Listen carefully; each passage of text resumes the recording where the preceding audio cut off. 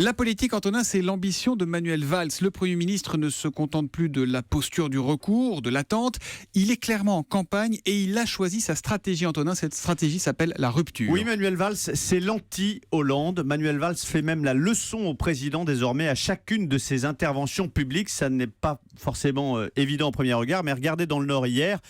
Il dit, Manuel Valls, le pays attend et demande de la force et j'ai cette force pour aider la nation à se penser davantage unie. C'est une déclaration de candidature. Le pays attend et demande la force. Traduction, j'ai une force que François Hollande n'a pas, j'ai cette force, pas lui. Au lendemain de la victoire de Trump, même scénario. La semaine dernière, le président dit, on entre dans une période d'incertitude, il faut être vigilant. Manuel Valls dit, la question qui nous est posée, c'est celle des frontières, de l'immigration. Traduction, il est flou, je suis concret, il vous en fume, je nomme les choses. Depuis des mois, en privé, Manuel Valls confie son scepticisme sur la candidature Hollande. Il le croit incapable de renouer avec les Français. Il lui a dit d'ailleurs, tu as un problème avec les Français.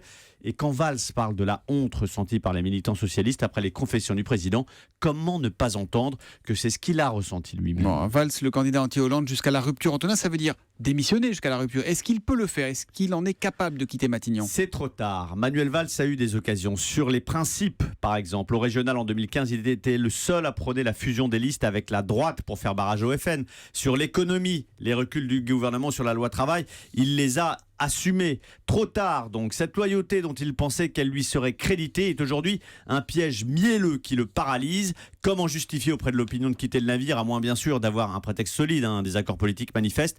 S'il démissionne maintenant, il sera rebaptisé Brutus II, Brutus le second d'Emmanuel Macron, qui lui a assumé la transgression. Manuel Valls est comme un lion en cage, il peut rugir, il peut montrer les crocs, mais il est soumis au choix du dompteur, François Hollande, qui conserve la clé de sa liberté. Voilà, il doit avoir des fourmis dans les jambes, notamment en regardant le sondage publié ce matin par l'Institut BVA pour la presse régionale. François Hollande serait battu par Arnaud Montebourg au second tour de la primaire à gauche, 48-52, alors que Manuel Valls, lui, l'emporterait contre ce même Montebourg, 57-43.